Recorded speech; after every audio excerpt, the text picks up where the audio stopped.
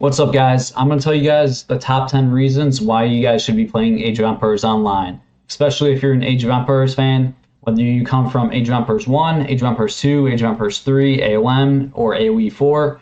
I'm going to give you 10 reasons why you guys should try out Age of Empires Online. And, I'm using the word try because you don't have to just play one Age game, right? Obviously, the casual player base, they probably enjoy maybe playing AOE 2 for a bit and then, jumping from one Age game to the next. Obviously, if you're more of a competitive player, maybe you do focus on one, but even competitive players can, play at different games. And yeah, I'm going to give you guys the top 10 reasons why you should play Age of Empires Online. Very quick overview of the game. It was officially released like 15 years ago through official developers. They shut down the server due to launch being very bad and poor player base.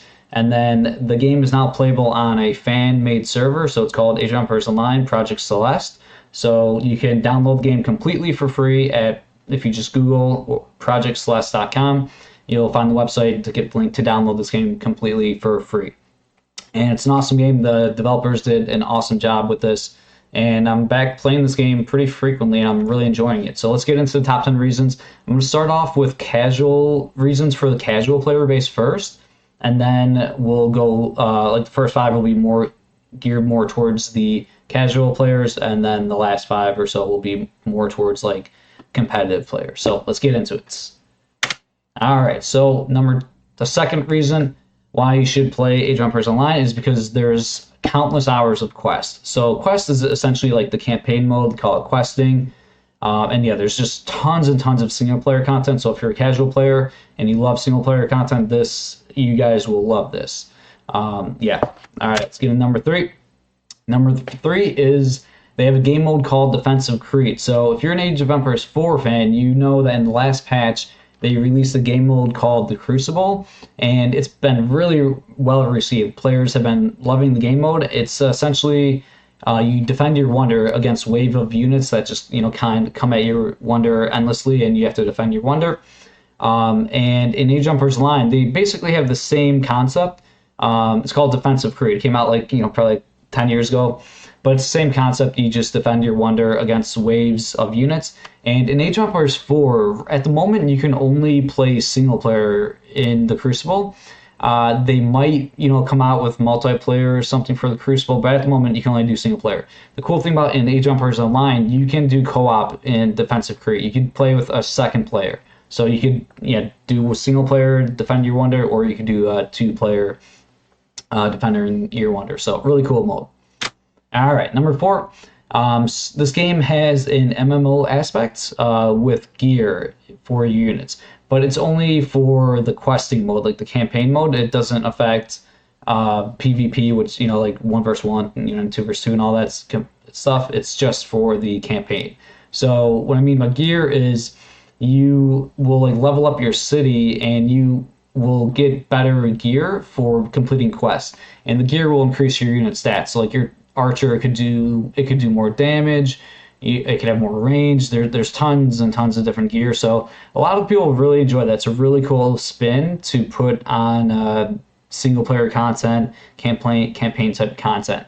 And like I said, in the regular PvP mode where you're facing an opponent, that it's non-existent. It's just a visual thing, but it doesn't matter. So if you're level 1 or if you're level 40, all of your units are doing the exact same damage in 1v1s, but campaigns has the gear. All right, number 5.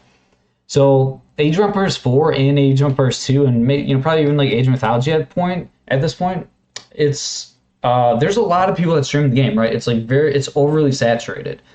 Even for myself, I'm a top 30 player in the world in Age of Empires 4, and there's a lot of times where I struggle to get views or to get viewers on Twitch. Because you got people like Beastie, Demu. There's just so many different really good players streaming that they're probably a little bit better or a bit better than you. So most of the viewers just gravitate towards their Twitch channels.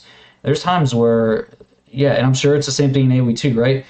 And it's probably even worse if you're like I said, I'm a top 30 player. Maybe if I'm grinding year round, top 20 or whatever. But it's probably even worse for players that are top 100 or top 70, top 200. They probably really struggle to get views on Twitch just because it's so oversaturated with so many different streamers. So this game does have a much, much smaller community. It's not like I said, it's not even like official servers that the fan developers run these servers. So it does have a significantly smaller community, and there's far less streamers. So you could have a better chance at getting viewers and just expanding your viewership. So yeah, it's a good one reason. All right, number 6. So yeah, this game does have a significantly smaller player base, like I said, which can be a pro or it can be a con, depending on how you kind of look at it. And I'm going to get into that a little bit more in the next points.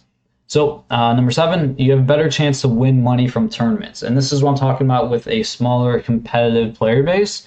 So we'll use me, for example. I play Age of Empires 4, and the game is continuing to get more competitive, like more talented players are playing the game. And yeah, so say, I'm a top 30 player about, say I place number 30 in tournament, I get $0, right? Like being like the 30th best player, it kind of sucks because you're a very talented RTS player. You're very good, but like none of the money goes there. I think the AOE2 community knows this too. I know I've seen like T90 make videos how, every tournament is super top heavy where it's always like money going to the top 8. And occasionally they have tournaments for like the top, 20 or 30 or whatever. But for the most part, if you're a top 30 player, you get like no money. Even if you're a top like 20 player, you get like no money. Let alone if you're a top 50 or 70, or if you're a top 150 player, right? You get like no money. So I think next point I'm going to continue on this. I guess maybe I will go back. So yeah, in Age of Empires Line, the game has a significantly smaller competitive player base. So you probably will have a better chance at making money in Age of Empires Online than in Age of Empires 2 or Age of Empires 4 or AOM.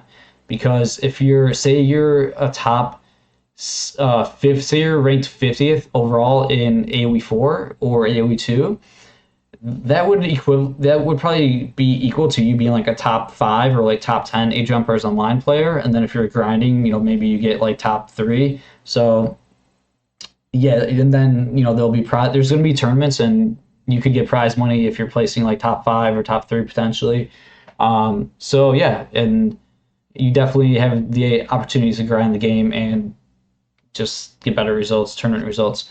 All right, number 8, for the competitive community, the game is very fast-paced. I have a video going on in the background here. This was a tournament that they hosted previously. Yeah, looks like they got best of 5. This is just somebody casting the tournament. But yeah, the game is very fast-paced. The resources gather very quickly. It is pretty high APM, really high APM, demanding at like the highest level. Obviously, you can play a bit more casual and all that, but it is a very it's a difficult game. You have to be a good RTS player to be the best at this game. And number 9, there's no 2-hour-long tug-of-war games. If you guys, I know AOE 2 sometimes has crazy long games, but in Age of Empires 4, sometimes you have these like tug-of-war games where you're just throwing your armies at each other like non-stop forever. And I myself, I've literally had a 3-hour game before, and most AOE 4 players say that they do not enjoy the super long games. Like, sure, maybe it's fun and like awesome to see it once in a while, but there's the length of games in AOE 4 that the developers did improve it where it doesn't happen as frequently, but still there's a lot of like really long games where it's just that like tug of war, and a lot of people don't like that, including myself for the most part. Sometimes I like playing it, but yeah, it can get stale for sure. And Age of Empires Online, it doesn't have those tug of wars as much. There can be late games, like it can be long if you set up a marker route. Both players have their marker route set up. Games can go pretty long, but for the most part, it's not like these crazy long tug of war games. Most games aren't like an hour. The games are usually quicker. Like 20 minutes maybe average, or sometimes they can be quicker. All right, number 10, to expand your RTS skills. And this is the best way to get through a plateau as an RTS player. I've been playing RTS games for like my whole life, and I've obviously hit plateaus. I think every gamer has. And usually the best thing to do when you hit a plateau is to like kind of stop what you're doing, take a step back, and do something different, like go back to the drawing board, because every person is, we're creatures of habit, right? Maybe we play like same couple civs, we have the same type of play styles, we use the same hotkeys, right?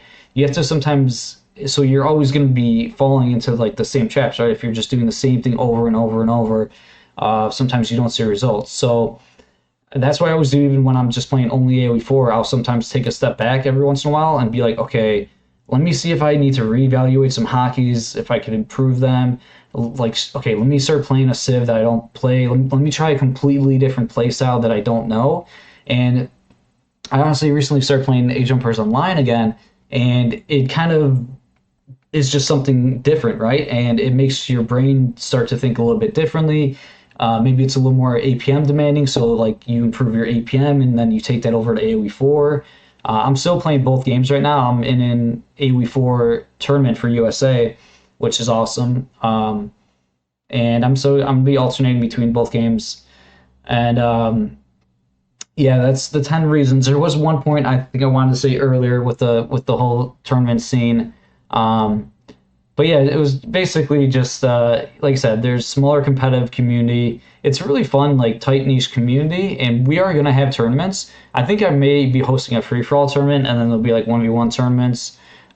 It's completely free to play game. There's 8 civilizations: Greek, Egyptians, Celt, Persians, Norse, and then these indie developers, the fan made developers. They actually made 2 civs: Romans and Indians. I don't know if I named all 8s. But yeah, smaller competitive scene, which is going to make it easier for players to perhaps, win. Even if, yeah, like I was saying, if you're like a top 300 player in AOE2, you can come here and, maybe you're a top like 30 player or something. Or yeah, so it's really, really fun. I think that is all the points.